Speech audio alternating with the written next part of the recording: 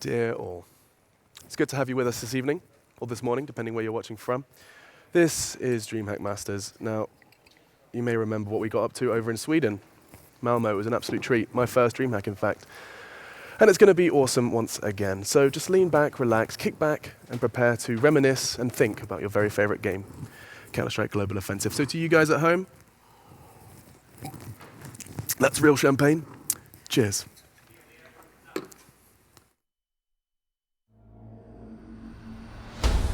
One year ago, the story of DreamHack Masters began in Malmo, Sweden.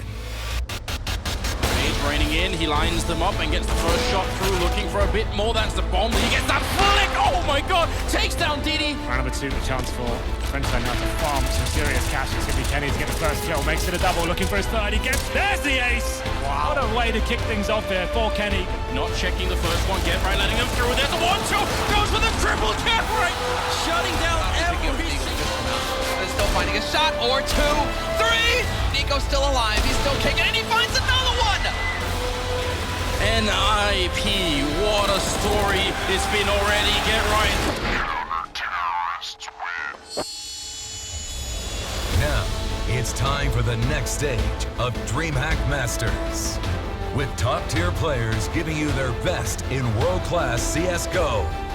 Welcome to the entertainment capital of the world, Las Vegas. Leading up to the Grand Finals in the Grand Garden Arena. The group stage will be played on the casino floor at the wondrous MGM Grand Hotel. So lean back and get ready to enjoy the epic search for the DreamHack Masters of Counter-Strike Global Offensive in Las Vegas.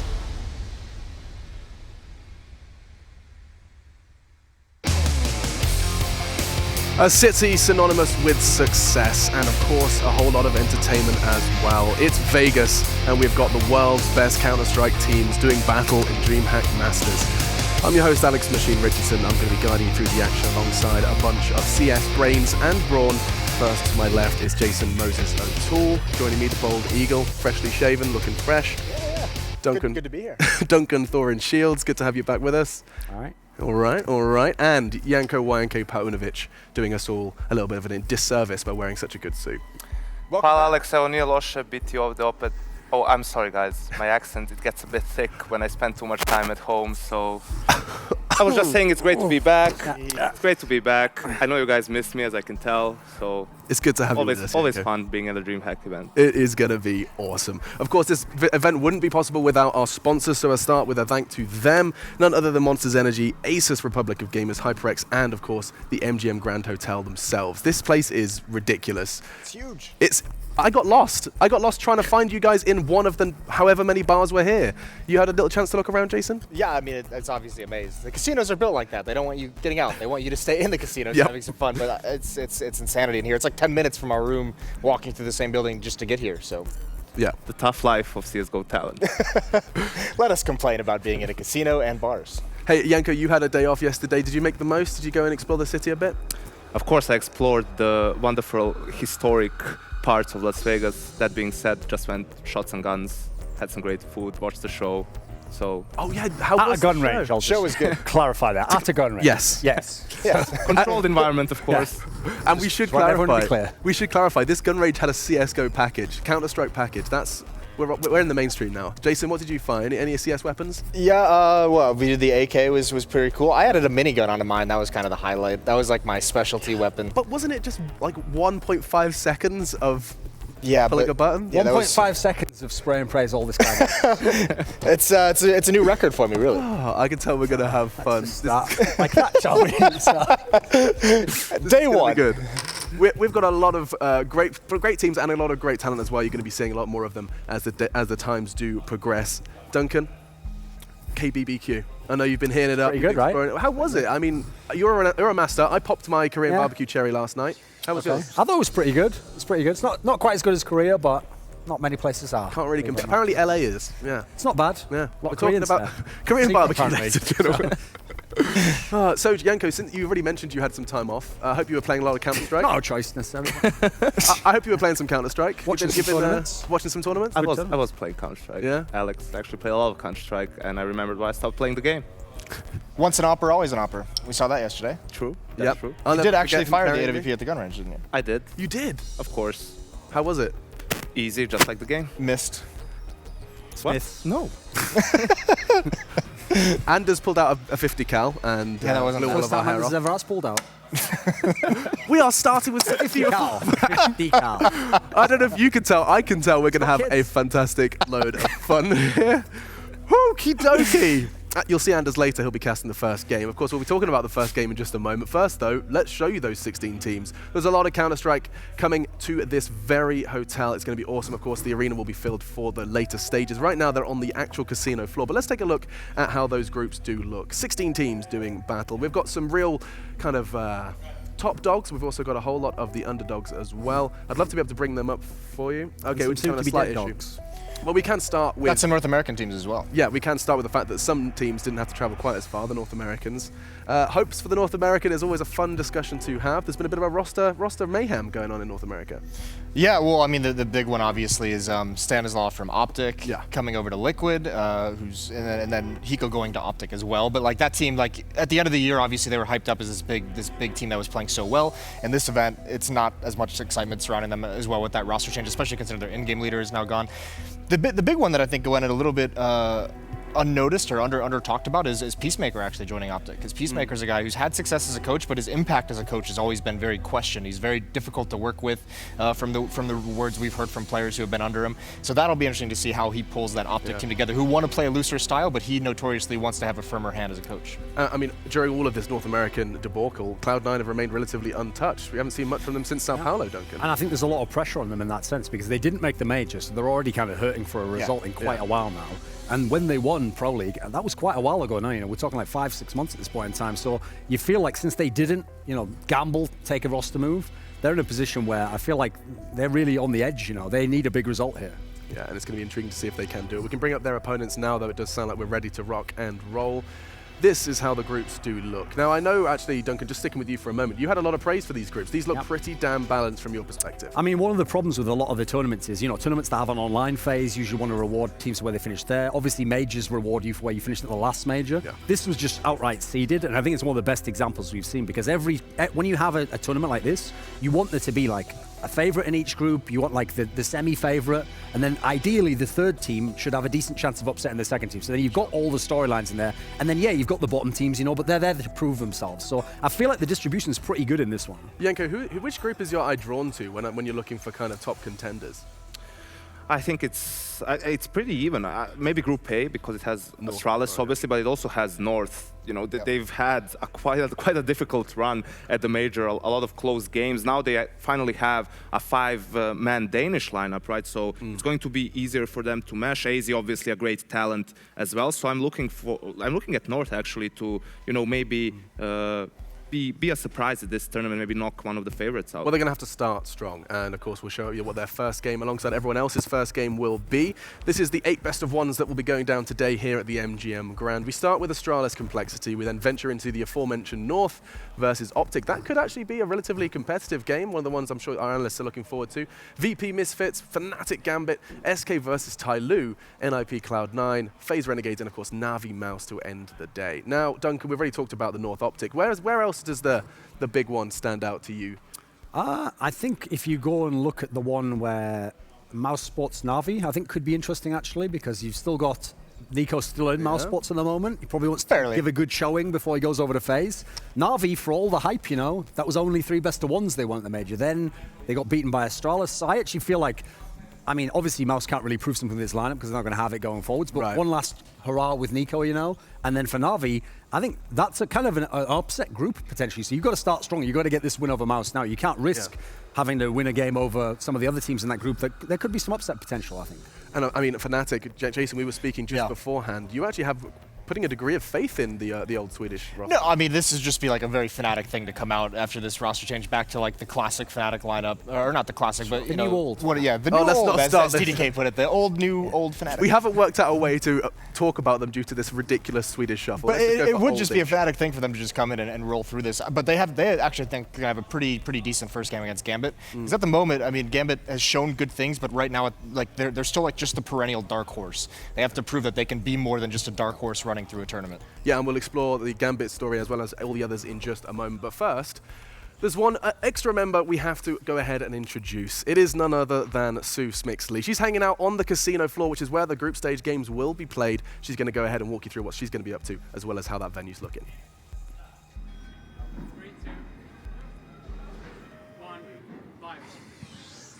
Hello and welcome everybody to the DreamHack Masters interview area. We are live right from the middle of the casino floor here at the MGM Grand. Slot machines and blackjack tables behind me in case the players are interested in between their matches. But teams have been coming in and trickling in, warming up. Astralis and Complexity arrived about an hour ago, and I was able to talk to both teams very briefly. Warden from Complexity mentioned that they know that they're the underdogs, but as it is a best of one, they're going to go into this with absolutely no pressure. They brought on Desi about 3 weeks.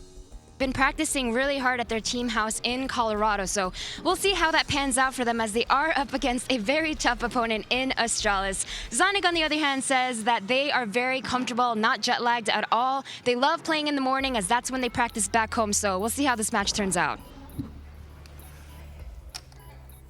Thank you, Sue. Yes, indeed. It is going to hopefully be seeing a little bit of a surprise from Complexity, because there is no doubt that they'll be coming in as top underdogs in this 16-team bracket. We aren't going to be talking about that just yet, though. We'll continue our discussion surrounding how this tournament could play out. We started pulling on the Gambit thread, and Yanko, I wanted to hear your thoughts on them. Gambit, I mean, they surprised a lot of people over in Atlanta. I mean, I love Gambit. I'm Yeah. a bit of a Gambit fanboy at this point. The problem with them at the major, while a lot of people couldn't really say Gambit's going to make it because they didn't play that many games. They won DreamHack Winter, but that was, you know, a smaller tournament, not that many tier 1 teams, if any at all. But the way they played at that tournament is what got me interested, right? You could see that they're kind of mini Navi at that point. Zeus is trying to make things as it was in Navi, not having the same players. So I always consider them a potential like dark horse, someone who's going to make the playoffs. At the tournament, they are undefeated on both Cobblestone and Overpass still with this lineup. Again, not playing that many games against the best teams in the world, but still you can see how they're developing as a team more and more. Also, I mean, the question with Gambit is also always going to be, how long can Adren actually keep this up? He was incredible at the major. He was unreal. And to imagine him doing that 2 tournaments in a row with competition of this caliber, that's a stretch, I think. So that'll be very interesting to keep track of where he's going to be at. And then also Hobbit, their rising star. How fast is he going to progress as a player? He just seemed unfazed by pressure as well. I mean, sitting on that stage with the roaring crowd of the Fox Theatre didn't seem to not bother him one bit. Final kind of team I think needs to mention in this pre-show, Duncan, is none other than the 2-time back-to-back world champions known as SK with a new name and a new face. SK. Yeah, well, the interesting thing about this move is it's not actually a move on paper, which makes a lot of logical sense, actually. Phelps was a star player in his past team. The game was very much built around him. He got to do whatever he wanted. Whereas you look who he's replacing. I mean, Fox was the stand-in. Obviously, he's been more of a supportive player in his career. Yeah. FNX absolutely was in one of those veteran support roles, you know. So my big question with them is not will they be good, how far can they go? It's who will even play what role. You know, will Phelps be put into a star role, and will he be like the future of SK, or will he take a back seat and try and play a new role for himself? I think there's a lot of question marks there, but I've got to give Fallen credit. He's figured it out every time so far. So if he can do it again, you give him even more credit. But this is a tough one to figure out. I think this is not as simple as it might seem. That is an interesting point as well, just given that SK have got you use Fallen, have had a flawless kind of roster change success. Everything decision that's made seems to actually benefit the team. It's been something ridiculous, like over a year since they ever finished outside of the top 4. Well, we'll see if they can do it. It was actually Malmo, Malmo was the last time, yeah. so a long time ago. Yeah, and of course that was when NIP were doing damage. We'll be talking about them after a short long break. time ago. Yes, indeed. We'll continue this discussion after a break. Before we do so, though, guys, do be sure to get involved. You've heard what we have to think, but it's always good to hear what you guys at home are thinking as well. There's no doubt the CS community have got loud voices, and you can voice them over at DreamHack CS is the one to head to. That's the Fnatic, the Facebook is over at DreamHack CS. There it is. There it is, Freudian slip. You know who I'm going to be predicting connecting with my chips. Good champagne. It's all about Fnatic. It's great. Wonderful. Either way, there's Instagram as well. You can go ahead and check out those beautiful photos taken by DreamHack's photographers. Right, we are going to go ahead and take a quick one, catch our breath, and we'll continue analyzing exactly how this event is going to play out. Please do hit us up, though, on social media during this hiatus. Coming up on DreamHack Masters, Astralis versus Complexity.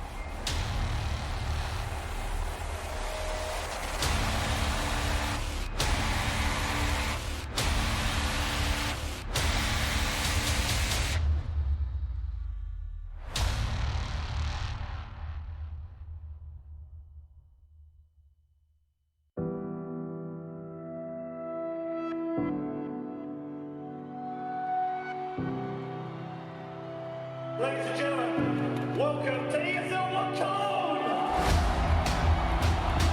2 headshots in a row, and Phoenix about to bring it back now. All on Nico, trying to see if they can get the defuse, and Nico, oh no, Phoenix! Has to keep Virtus Pro alive. Taco once closer. AW. He's looking for him, he's gonna get a hit by headshot again! Oh my god!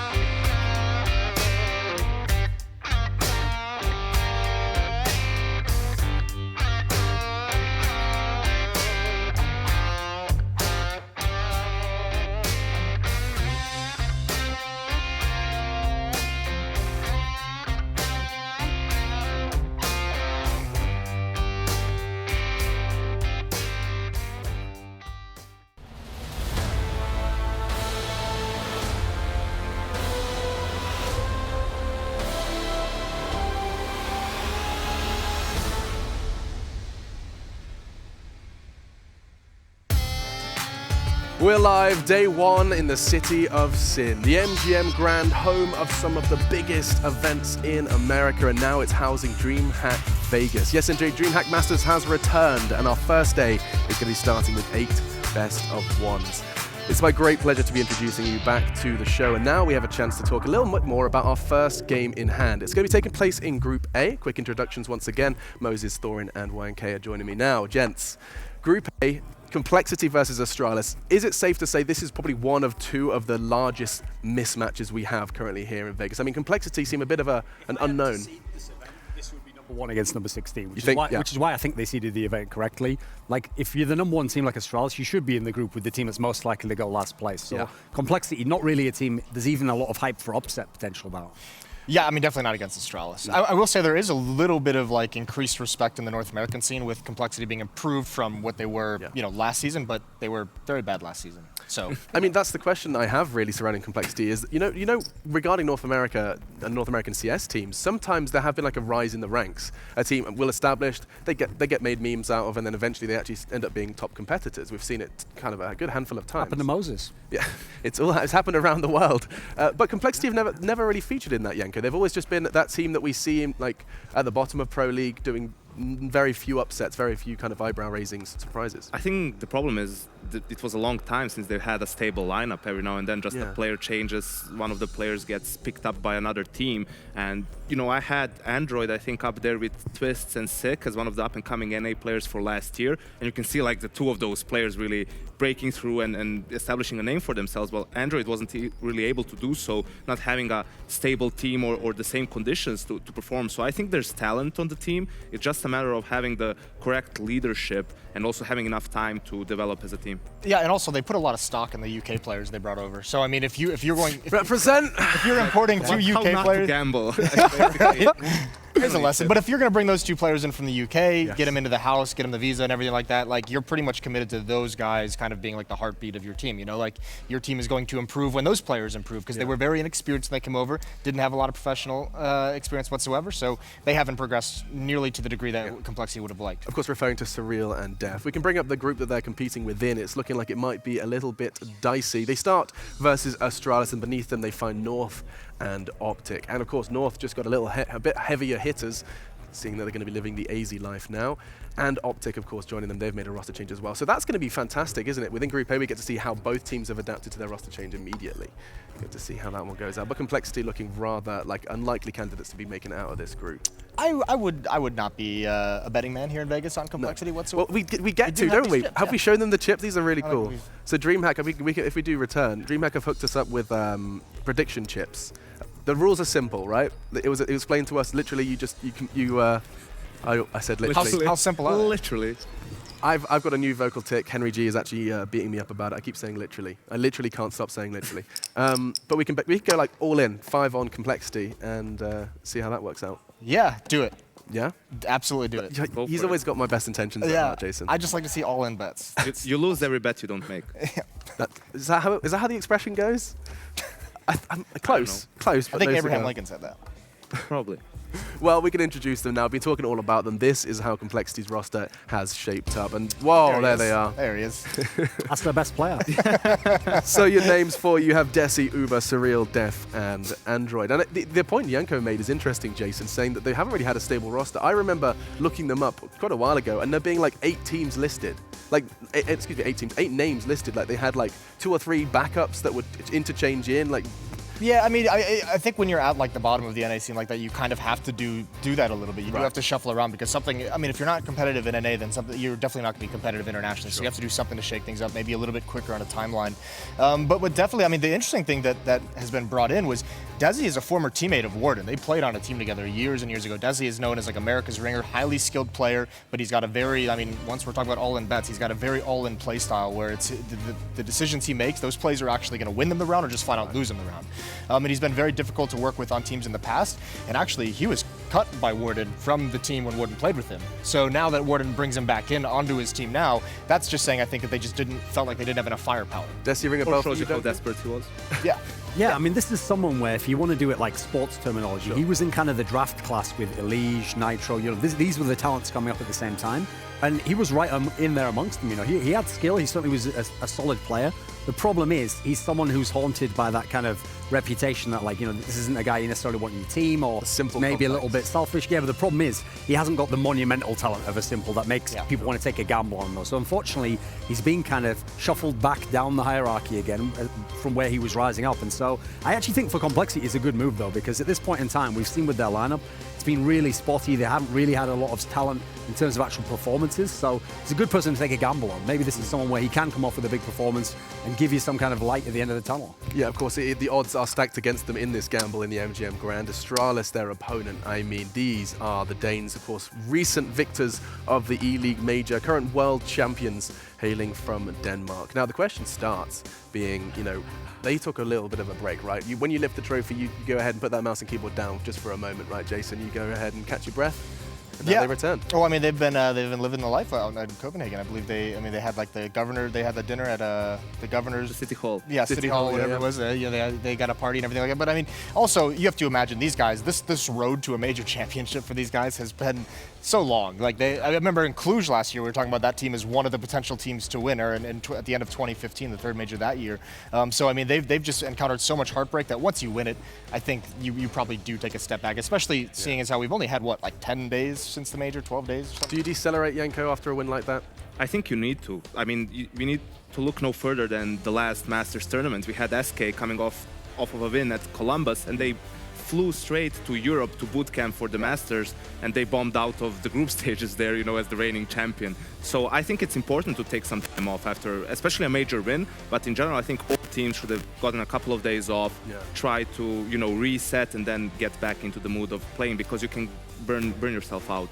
Yeah, burnout, do you think a valid fear for Astralis? You were there, you were sitting there, you witnessed that grand final amongst others, and I mean, for you, Duncan, it wasn't necessarily a surprise to you, but just seeing them finally do it, did you... yeah, it was just satisfaction, actually, because the thing is, Device is someone where, as a potential all-time great player, you could already see it, you know, way back in like 2014, he was coming up in 2013, he's been around this whole time, and then they've always gotten to that level. They've been at top 4 all these majors, but they never ever even made a final before. That's what's so crazy about the kind of the history. So it's always nice when you see the guys who are going to go down as the all-time greats, you know, the top 10 players of all time, get the biggest trophy, you know, and finally have that one moment where they can actually say for that day, we were the best in the world, and no one can really debate it, you know. Yeah, and a fantastic grand final as well. One of, if some even saying the best grand final at a CSGO major to date. It was phenomenal. Oh, easily, yeah. Yeah, sure. Really one to remember. Maybe we'll have something... Cream of the crop. Maybe we'll have something to remember. Triggered. We'll have something to remember here at DreamHack Masters Vegas. It's veto time though, Duncan, so pipe up and let's have a little look how this one is going to be going. I would presume Astralis aren't going to be pulling out the ace up the sleeve anytime soon. Well, no, the interesting thing is, like, Inferno was a map Astralis used to like in the past anyway, so they're a team where basically they can go anywhere here. Their permaban usually is Cobblestone, but they've even said that they've been playing that and they will play it depending on the opponent. So I actually feel it's more on Complexity at this point in time, because the guys from Astralis, they're just going to use this to try and get to weaker maps for the Complexity guys. So at the moment we have a ban of Cash from Astralis. Now that's a map they don't play a whole lot. They did manage to win that great overtime game against Fnatic at the major, but in general they're only going to play that when forced to. This is the thing, it's Mirage, it looks like, from Complexity. So if we assume this is Astralis who bans now, I wonder if maybe Nuke? I mean, interestingly enough, Astralis is the team that ECS Season 1 finals, they play TSM, a best of one. That's and they leave Cobblestone in, which is the best map for TSM at the time, and a map that Astralis didn't play. You know, they wanted to introduce it into the pool because they brought in Kirby from Dignitas and all that storyline. But here it seems that they're just going for the safe play, vetoing out the maps that they don't really like, they don't really play that much. And this was a must. Yeah, everyone almost in the world has to take out Trent. Only if you maybe Virtus Pro, who are the exceptions? Maybe SK. You know, there's a few teams who could afford to, but especially if you're an underdog team, just get it out of the way. Like, it's going to be very, very tough. Especially with the new player coming in as well. I mean, I'll be interested here to see if we're ever going to get Overpass taken out. So that's Inferno. It's taken out by Astralis. If I'm the guys from Complexity, unless this is a specialist one-off map, I'm just taking out Overpass at this point in time. Let's just play something normal, you know. Yeah, I mean, well, you have to imagine as well, bringing in Desi, they're like, let's increase the skill. So go to that skilled map of Dust 2, go to that, and just hope and pray you can kind of challenge and win some fights early on against the Astralis. Dust 2's out, right? Oh, is it? Doesn't exist anymore. No, Overpass is out. Right. No, I mean in terms of the veto, I mean the process. We've got Inferno. That's right. Yeah. Jesus. Good Lord. This is, welcome back to the... It's always good to have a break mode. Yeah. Recharge. But it's definitely not rusty we're whatsoever. Demolition maps now? This is actually a fantastic. MBK wants some office in there as well. This is a fantastic opportunity, though. If Jason's forgotten, you guys at home might as well, right? Okay, Inferno's back in the map pool. That's right. Recent transition. We've seen Dust 2 go down for some reworks, and Inferno. It's been like 16 years since I haven't seen Dust 2 in a Counter-Strike map pool. Look you into it, Justin. Look you in. Start. Yeah, you're good. No, you're not digging a hole. You're fine. Can I have some champagne? Yeah, sure. Well, I mean, I'll pour you some more. This is mine. All right. This is a fantastic way to start. Backwash it. I'm disgusting human being. All right, there you go. That's for you. You can maybe drown your sorrows just a little bit. I think we need something a bit stronger. Maybe as the day does go on. But quickly, let's touch on the fact that Inferno's back in the map pool. NSC score, not even once. Take a screenshot, please. This is what happens when you forget. This is the result. Oh, God. Okay, apparently, we were going to talk about Inferno, but actually, it sounds like players are almost ready to rock and roll. Okay. Cool. As is Jason with his champagne. Yeah. So, I mean, the way the predictions go, you basically choose how much you want to put in. I've just noticed, by the way, why is my stack smaller than yours? I have one question. That's a dangerous question, Alex. I'm not. DreamHack is silently telling me that I'm going to be awful. You're not as responsible. I'm an irresponsible better. Yeah. You just want to go all in. Here's the thing. I don't think anyone's going to go for complexity. I should have 10 chips. 1, 2, 3. Obviously, the real funny thing is if we all go all in on Astralis and we all lose, what happens? Do we just all get fired and shut the event? Yep, that's it. That's it. Yeah, the plane tickets are bought. Okay. We get sent home. Yeah. Okay, so I presume... Because in Vegas, you can always rebuy. Listen, I'll do it if you do it, Duncan. Okay. Yeah. You go first. Yeah. Well, before we hear what you guys are saying, the guys at home can vote as well. So do be sure to go ahead and do that. Head over to social media and cast your vote. While I ask Janko to start his, I'm presuming you're going to be going for the Danes. Well, Serbians always go all in, Alex. So good all in on Lord. Astralis. Okay, starting with a bang. You could be out of the prediction game one. Good if golly. Complexity show up. That's what I would like, yeah. basically. Duncan, you play in that game? Not so bold, are you, Moses? All in on Astralis. Let's see who's getting Moses. He's known as a very frugal Should man. I just do one on a... Yeah, just go for it? No, I mean, I'll just match it. All in on Astralis. Okay. Cool. I'm out. That's why I have only 5 chips, Alex. Why do I only have half the chips? I'm so upset. Okay, I've been shortchanged. It's a metaphor. Half a man coming from you. You don't like you belong on Gambit. You don't like you belong on Gambit. Why is it the camaraderie? It's all gone. Okay, so we're having a lot of fun here. I'm sure you guys are as well. Don't forget to keep casting your vote, because I always like this, but we get to see the community split. I presume Complexity still have a few loyal North American fans. And UK. And UK.